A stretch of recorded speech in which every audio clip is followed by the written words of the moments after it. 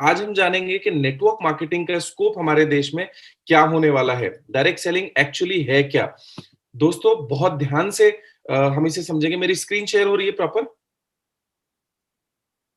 Yes sir. Great.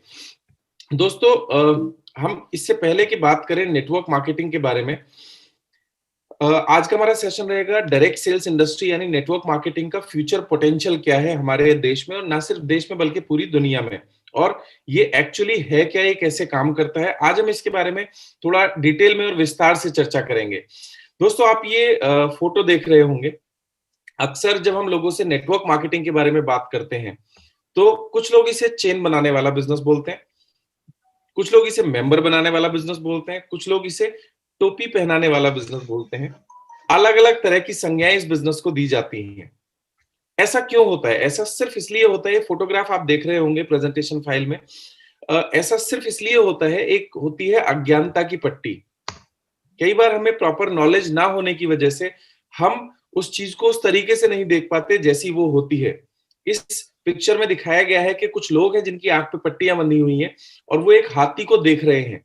क्योंकि वो पूरा हाथी नहीं देख रहे हैं, वो सिर्फ उस हिस्से को देख रहे हैं जो उनके हाथ में है, वो छू कर फील करके देख रहे हैं। अगर मैं लेफ्ट हैंड साइड से राइट हैंड साइड की तरफ चलूं तो सबसे पहले व्यक्ति ने हाथी की पूंछ देखी, छू कर फील किया, और उसे हाथी हाथी नजर नहीं आया, उसे हाथी एक मोटी रस्सी नजर आया। अगर मैं दूसरी तरफ बढ़ूं तो हाथी का पेट इस आदमी को नजर आ रहा है, उसने छू के देखा तो उसे हाथी हाथी नजर नहीं आया, उसे एक बहुत बड़ी दीवार नजर आया। जब तीसरे व्यक्ति को देखें तो हाथी का पैर उस आदमी के हाथ में आया, उसे उसे वो बहुत बड़ा वृक्ष नजर आया। एक अगले चौथे आदमी की तरफ अगर हम बढ़ेंगे तो उसके हाथ में हाथी का कान आया और उसे वो एक बड़ा सा पंखा नजर आया। आपने देखा पुराने राजा महाराजा के यहाँ पे एक पंखा हिलता रहता था, दो सिपाही खड़े रहते थे। आगे बढ़ते हैं दोस्तों। एक आदमी के हाथ में हाथी का दांत आया तो उसे वो भाला नजर आया, स्फीयर। उसे लगा कि ये कोई भाला है, जो तीर भाले होते हैं। और फाइनली जो छठा आदमी है उसके हाथ में उसकी सूंड आई तो उसे वो एक बड़ा अजगर यानी सांप नजर आया। लेकिन अगर इनकी पट्टी खोल दी जाए तो इन सब का पॉइंट ऑफ व्यू चेंज हो जाएगा, इन्हें ये एक हाथी के रूप में नजर आएगा। तो दोस्तों आज की इस ट्रेनिंग सेशन में हम सभी लोग डिस्कस करेंगे, अपनी पट्टियों को खोलने की कोशिश करेंगे और देखेंगे एक्चुअली ये हाथी कितना विशाल है, कितना बड़ा है, और इससे लाइफ में क्या परिवर्तन किए जा सकते हैं। और इससे पहले कि मैं नेटवर्क मार्केटिंग के बारे में बताऊं, नेटवर्क मार्केटिंग को इलेबोरेट करने के लिए एक बुक है, एक कहानी है जो मैं आप लोगों के साथ शेयर करूंगा। बहुत सारे साथी इसे पढ़ चुके हैं, सुन चुके हैं, लेकिन बहुत सारे साथी नए हैं, तो मैं उन सभी लोगों के साथ इसे जरूर शेयर करना चाहूंगा, क्योंकि पूरा का पूरा नेटवर्क मार्केटिंग सिर्फ इसी सिद्धांत के ऊपर काम करता है। दोस्तों ये एक बुक है जिसका नाम है द पैराबल ऑफ पाइपलाइन, और हिंदी और इंग्लिश दोनों में ये बुक अवेलेबल है, और इसके जो राइटर है वो बर्क हेजेस हैं। ये जरूर आप बुक पढ़िएगा। मैं शॉर्ट में इसकी स्टोरी आपसे शेयर करता हूँ। एक गांव के अंदर दो युवा लड़के रहते थे और वो बेरोजगार थे, उन्हें काम की तलाश थी। सडनली इनके गांव के प्रधान ने बोला कि भाई तुम एक काम करो, हमें एक कुछ ऐसे लोगों की जरूरत है जो पास के झरने से हमें पानी लाकर दे सकें, क्योंकि इनका गांव एक पहाड़ी के ऊपर स्थित था और उस पहाड़ी के ऊपर पानी का कोई सोर्स अवेलेबल नहीं था। दूसरी पहाड़ी पर एक झरना था जहां से एक नदी का उद्गम होता था। तो इनके प्रधान ने बोला कि हमें कुछ ऐसे लोगों की जरूरत है जो हमें पानी लाकर दे, तो हम आपको पर बाल्टी $1 दिया करेंगे। तो ये दोनों लोगों को ऑफर मिला। तो ये ब्रूनो है और एक पैब्लो है, ये दो दोस्त हैं इस कहानी के पात्र। ब्रूनो और पैब्लो बहुत एक्साइटेड हुए कि हमें एक अपॉर्चुनिटी मिली है पैसा कमाने की, क्योंकि हर यूथ के अंदर एक सपना होता है कि उनकी अपनी एक इनकम होनी चाहिए।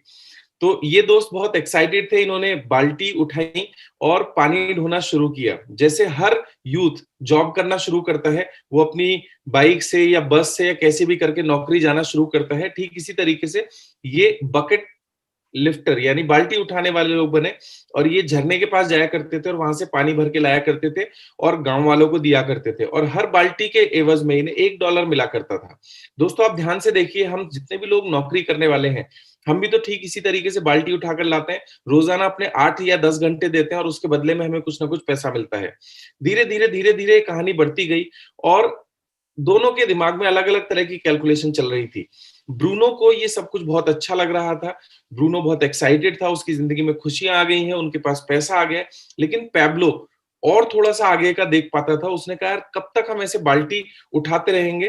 तो दोनों के दिमाग में अलग-अलग विचार चलने लगे। फाइनली पैब्लो के दिमाग में एक विचार आया, क्यों ना हम एक ऐसी पाइपलाइन बिछाएँ, एक ऐसी पाइपलाइन बना दें जिससे कि पानी खुद ब खुद चलकर हमारे गाँव तक आ जाए और बाल्टियाँ हमें उठाना ना पड़े, क्योंकि हमारी अपनी कुछ लिमिटेशंस हैं। हम कब तक बाल्टियाँ उठाते रहेंगे? हम कब तक इतनी दूर तक जाते रहेंगे? कभी ना कभी तो हम बीमार पड़ेंगे, कभी ना कभी तो हमारे साथ कोई दुर्घटना घटित हो सकती है। तो ऐसे विचार उसके मन में आते थे और उसने ब्रूनो को इसके बारे में बताया। तो ब्रूनो ने बोला तुम पागल हो गए हो, ऐसा कुछ नहीं होता है। बट पैब्लो के दिमाग में चूंकि विचार आ चुका था, तो पैब्लो ने इसके ऊपर काम करना शुरू कर दिया। दोस्तों, कहानी आगे बढ़ी, धीरे-धीरे, धीरे-धीरे पैब्लो के पास जो भी समय बचता था, वो उस समय को पाइपलाइन बिछाने में लगाता था। आप देखिए जितने लोग हमारे बीच में पार्ट टाइमर्स हैं, जॉब के साथ या बिज़नेस के साथ में इस बिज़नेस को बिल्ड कर रहे हैं, वो एक पाइपलाइन बिछाने का काम करते हैं। लेकिन समाज को ये चीज़ दिखाई नहीं देती। ब्रूनो और गाँव के बहुत सारे लोग उसका मज़ाक उड़ाते थे। वो सभी लोग उसे पागल कहते थे और जहाँ भी वो जाता था लोग उसका मज़ाक बनाते थे और कुछ लोगों ने तो उसे द पाइपलाइन मैन भी कहना शुरू कर दिया था। जी हाँ, दोस्तों, हम में से बहुत सारे लोगों का नाम भी, किसी का नाम नोनी, किसी का नाम स्पिरुलिना, किसी का नाम वेस्टेज कंपनी, इस तरह के नाम हमारे पड़ जाते हैं। ठीक इसी तरीके से पैब्लो का नाम भी लोगों ने बिगाड़ना शुरू कर दिया था। बट पैब्लो के दिमाग में वो विचार जन्म ले चुका था, पैब्लो उसे अपना ड्रीम बना चुका था, तो पैब्लो इन लोगों की बात नहीं सुनता था, वो अपने काम में लगा रहता था। और इस काम को करते समय बहुत सारे फाइनेंशियल प्रॉब्लम्स, बहुत सारी अनकंफर्टेबल ज़ोन पैब्लो की लाइफ में आई। वहीं ब्रूनो अपनी ज़िंदगी को एन्जॉय कर रहा था। धीरे-धीरे उसने क्या किया, उसने अपनी बाल्टी उठाने के साथ-साथ 2 गधे भी खरीद लिए थे। साथ ही साथ उसने बाल्टियों का साइज़ भी बड़ा कर लिया था और इनकम कमाते-कमाते ब्रूनो ने कुछ गाय-भैंस भी खरीद ली थी और अपना एक मकान भी बना लिया था। ब्रूनो की लाइफ सेटल हो चुकी थी जैसा उसे लगता था। तो रोज़ सुबह उठता, बाल्टियाँ उठाता, अपने गधों के ऊपर बाल्टियाँ लाता और लोगों को पानी लाकर सप्लाई किया करता। पैब्लो भी सेम काम करता था, बट शाम के समय पैब्लो अपनी पाइपलाइन बिछाने में लग जाया करता था। पैब्लो फाइनेंशियली बहुत कमज़ोर हो चुका था, ब्रूनो बहुत मज़बूत हो चुका था और इसी वजह से सभी लोग पैब्लो का मज़ाक उड़ाते थे। दोस्तों, कहानी यहाँ खत्म नहीं होती। धीरे-धीरे, धीरे-धीरे काम करते-करते, करते-करते पैब्लो अपने ड्रीम के ऊपर काम करता गया और पैब्लो के दिमाग में एक लाइन हमेशा गूंजती रहती थी, short term pain long term gain के लिए बेहद ज़रूरी होता है। और सपने हमारे आज के सैक्रिफाइस के ऊपर ही निर्धारित होते हैं। आज हम जब भी कोई सैक्रिफाइस करेंगे, यानी परित्याग करेंगे, तभी हमें भविष्य में कुछ बड़ा मिलने वाला है। पैब्लो के दिमाग में सिर्फ यही चीज़ चलती रहती थी और इसी वजह से पैब्लो अपनी पाइपलाइन को बिछाने में लगा रहता था। सडनली क्या हुआ, एक दिन ऐसा आया कि पैब्लो की पाइपलाइन जो थी वो लगभग बनकर तैयार हो चुकी थी और पैब्लो ने जब पाइपलाइन बिछ गई, इसी समय दूसरी तरफ क्या हुआ, ब्रूनो का एक दिन पैर फिसल गया और ब्रूनो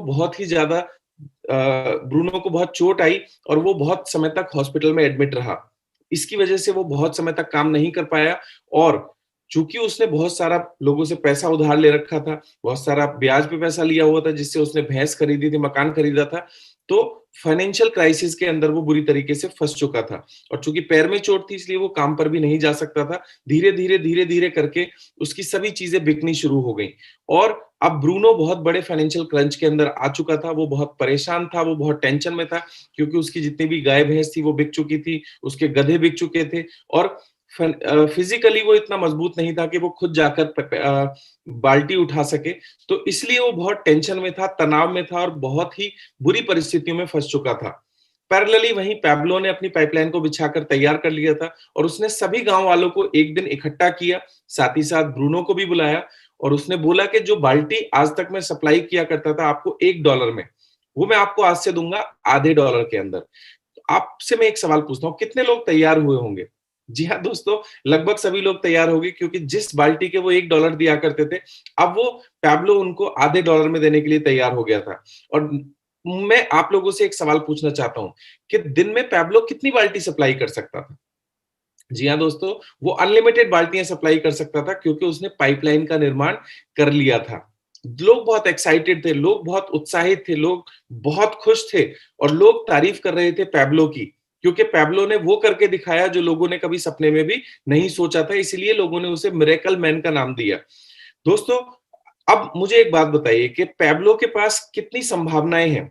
क्या वो बहुत सारी बाल्टियां लोगों को सप्लाई कर सकता है? बिल्कुल कर सकता है। क्या वो अनलिमिटेड पैसा कमा सकता है? बिल्कुल कमा सकता है। और साथ ही साथ उसके पास है टाइम फ्रीडम, क्योंकि अब उसे बाल्टियां उठाने की जरूरत नहीं है। दोस्तों, ठीक इसी तरीके से हम सभी लोग जो भी डायरेक्ट सेलिंग के अंदर काम करते हैं, नेटवर्क मार्केटिंग के अंदर काम करते हैं, मैं यहाँ जॉब को या बिजनेस को पुट डाउन नहीं कर रहा हूं, मैं किसी भी चीज को गलत साबित नहीं कर रहा हूं, लेकिन एक बार जरा हम दिल से देखें कि हमारी जॉब में या बिजनेस में कितनी बड़ी संभावनाएं हैं, हम उसे कितना बड़ा कर सकते हैं।